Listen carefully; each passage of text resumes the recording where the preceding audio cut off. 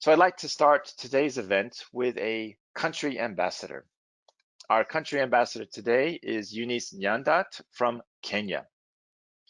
Eunice is the brains behind MBM Africa, a parent company of 3 companies in the MBM marketing firm, MBM Labs, that helps youth commercialize their ideas, and also MBM Skills that aids youth in upskilling and apprenticeship and eventual job placement and idea commercialization. She co-founded SWWE Kenya, a foundation that educates women on entrepreneurship and provides support services. She's a technology enthusiast and a mentor of women in entrepreneurship and girls in the STEM fields. Eunice envisions an Africa where its youth thrives and not just survives. So I'd like to welcome Eunice on the call today. Good morning, everybody. Good morning. How are you doing? I'm doing very well. Thank you for having me. Thank you very much for your time. I have some slides. Should I share those? Please do. All right. Yeah.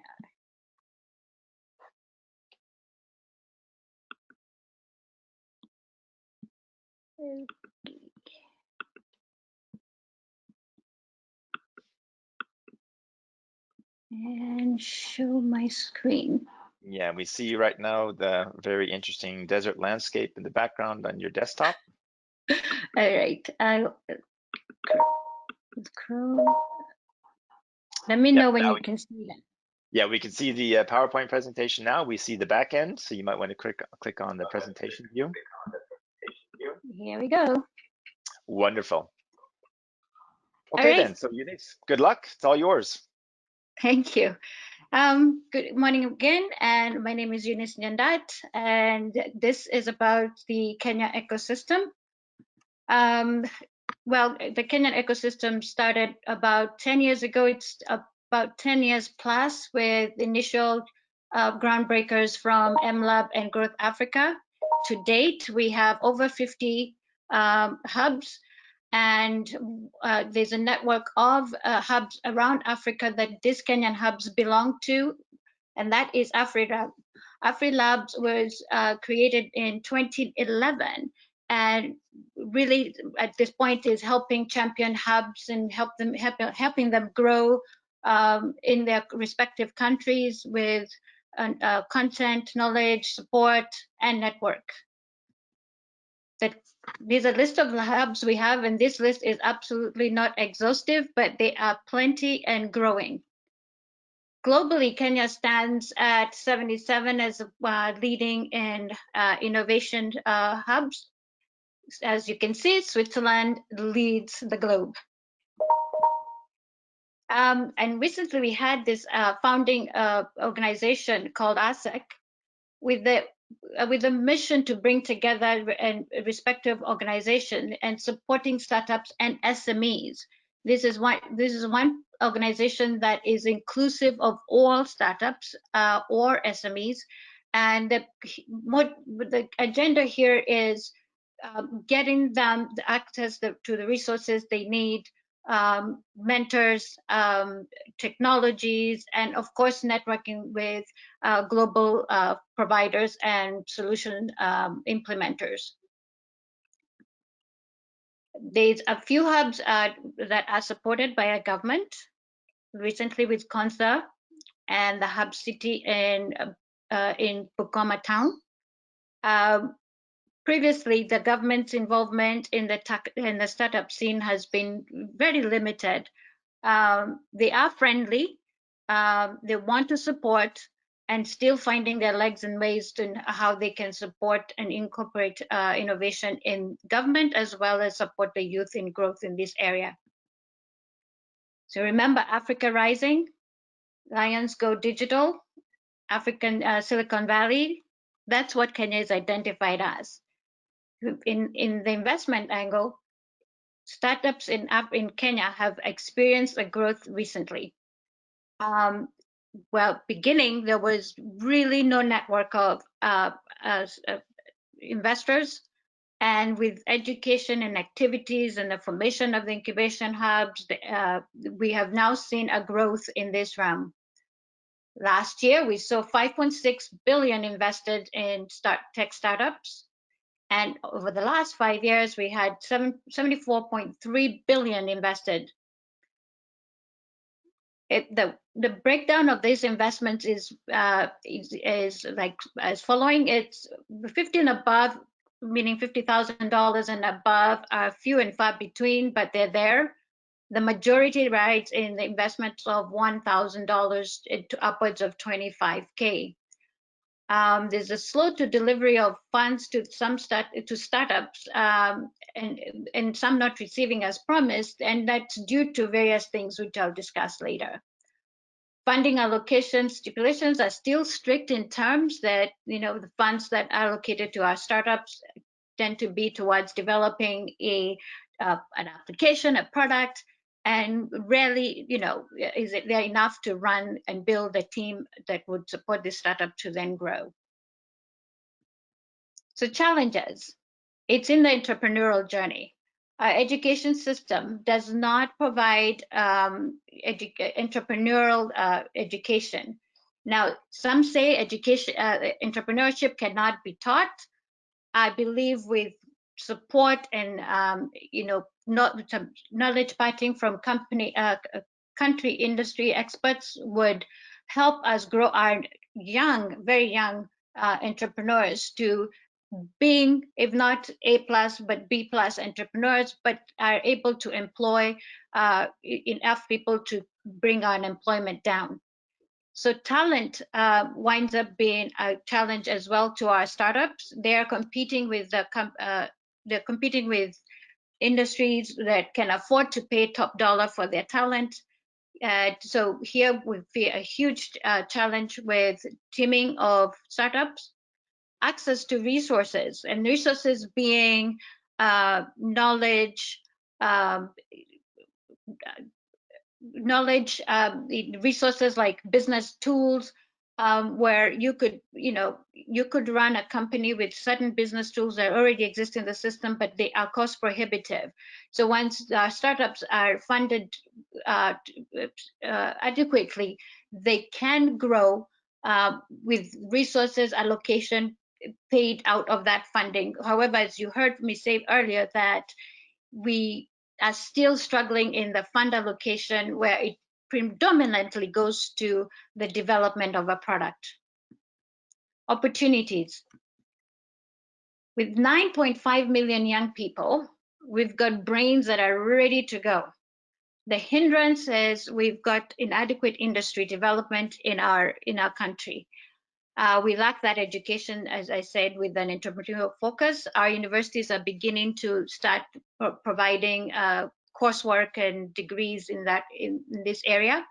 Corruption, and then the lack of government involvement. So and then here the epidemic has even made things worse, where young people could have gained some, funding or cash from self-employment.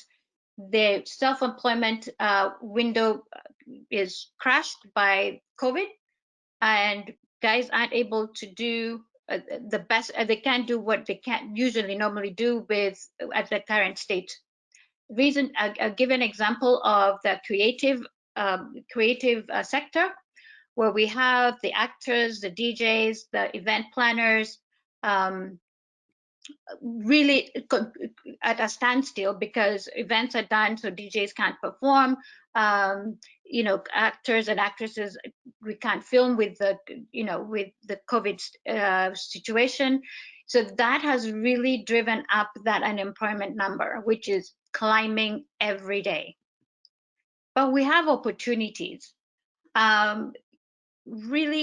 Opportunities lie in the creative techs, augmented reality, animation, and all that. Is a lot in creatives that we can grow, and we have a lot of startups with that focus. The gaming industry, this is an avenue that is still yet to be tapped.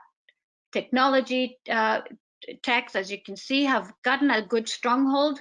Tech-enabled is picking up.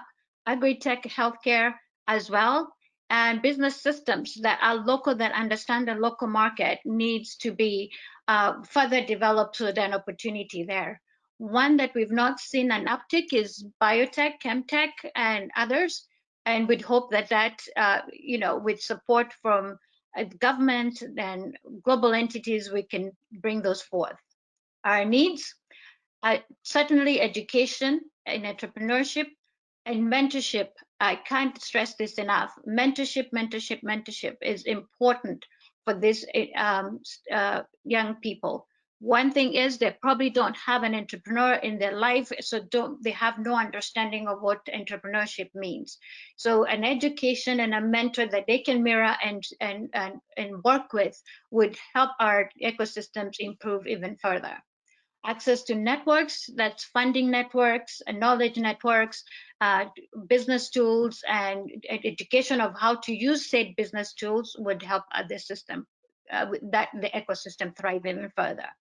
So about us, so MBM Africa spun out because of this need and because of what I've just said. MBM Lab was created to help teach entrepreneurship and match them with industry experts to help them grow their startups. Skills is to develop the teams, the young people that could work in the teams that are coming out of MBM Labs. And of course, the marketing arm is helping our startups go to market, product development, which they badly need. The SWAY Foundation then was started to help champion the women entrepreneurs. We seeing a growth in entrepreneurship, but the women still lag behind. We want to help our women founders venture into all arms of biotech, chemtech, creative tech, whatever tech they would like to. But of course, if it's tech enabled, we are also supporting them. And thank you very much for having me. I'll take any questions. Thank you very much, Eunice. Very interesting presentation. One of the points that you touched on is something that we've been hearing about from our speakers. I think it was the first day, Michael Vass, for example, about mentorship. He mentioned the importance of mentorship. Do you have any specific programs, and how do you set that up? How do you create such a network and community? So we have a bunch of operations that are focusing on mentorship. Mowgli being one of them. We're really proud of what they're doing. Every hub is trying to incorporate mentorship in this day. The challenge with the mentorship, it's short-lived, it's short-term, and we need it being long-term. For example, MBM Labs program will support our startups up to 18 months and beyond if need be. So the challenge is the time spent with our mentors and the opportunity to actually show and mirror an entrepreneur that has succeeded. We need our entrepreneurs to see one in real life, in action, or what a day-to-day successful entrepreneur would look like. They don't have that. Yeah. Right, of course. Are you working on setting up such a network, a specific network where people can basically tap in? And the reason I'm asking is several of the questions in the last 2 days are often focused on who can I contact? How can I get involved with such a network? Absolutely. Well, we've been a bunch of people have reached out to us wanting to volunteer, and I'm really grateful for those who are volunteering their time. And of course, working with entities like Mowgli or any other entity that has an entrepreneur mentoring program will be paramount. We can't do this alone. If you want to mentor a startup, just reach out to us, to any one of these hubs, the iHub, NILAB, all those guys. They're always looking for folks to help mentor. Very good. That's another thing that we've heard, especially Axel in the first day, was you can't do it alone. Yes. And the fact is, pooling networks and network effects are extremely important and actually gaining enough traction to get things going. Okay, you've mentioned several of Kenya's challenges if you're an entrepreneur or you want to invest in entrepreneurial projects. How do you see things developing in the next 2 or 3 years? And let's take COVID out of the picture for a second, because nobody can guess how that's going to develop. But let's just say, using your best guess, what do you see happening in the next 2 or 3 years? Let me just say, COVID, I think, has been a blessing in disguise in some ways. I've seen people diving into webinars about business models, go to market, all manner of knowledge to grow their business. We're talking to founders and startups to take this time to fix the gaps that they have in their system and their processes. What I see happening is, because of this deep diving knowledge and getting to learn about entrepreneurship, they have the time, and they're taking the time to learn. I think we see a growth in this realm.